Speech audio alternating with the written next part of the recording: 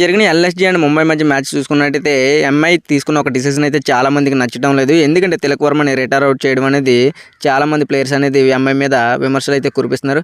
ఎందుకంటే తిలక్ వర్మ ఎలాంటి ప్లేయర్ అనేది మన అందరికీ తెలిసిందే. ఇండియన్ టాప్ ఆర్డర్లో వచ్చినప్పుడు బ్యాక్ టు బ్యాక్ 2 సెంచరీలు కొట్టిన ప్లేయర్ అతను.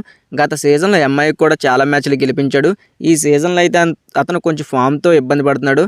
గత 2 మ్యాచ్ల్లో సరిగ్గా పర్ఫామ్ చేయలేదు. ఈ మ్యాచ్లో అయితే బాల్ టు బాల్ అయితే రన్స్ అయితే చేస్తున్నారు తిలక్ వర్మ. ఈ ప్రాసెస్లో తిలక్ వర్మని రిటైర్ అవుట్ చేసి ఆ తర్వాత మిచెల్ శాంట్నర్ని తీసుకొచ్చారు. ఏదో పెద్ద హిట్టర్ లాగా మిచెల్ శాంట్నర్ని తీసుకొచ్చారు. ఆ ప్లేస్లో తిలక్ వర్మ ఉంచేయవలసింది. మిచెల్ శాంట్నర్ని తీసుకొచ్చారు. పెద్ద ఆడే అవకాశం కూడా రాలేదు కదా మిచెల్ శాంట్నర్కి. అలాంటప్పుడు తిలక్ వర్మని రిటైర్ అవుట్ చేయడం ఎందుకు అనేది నాకు అర్థం కాలేదు.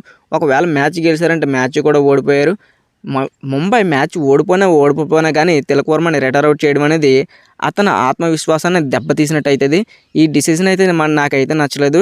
మీకు నచ్చిందా నచ్చలేదా అనేది కామెంట్ చేయండి. ఇది కరెక్ట్ అనేది లేదా కామెంట్ చేయండి.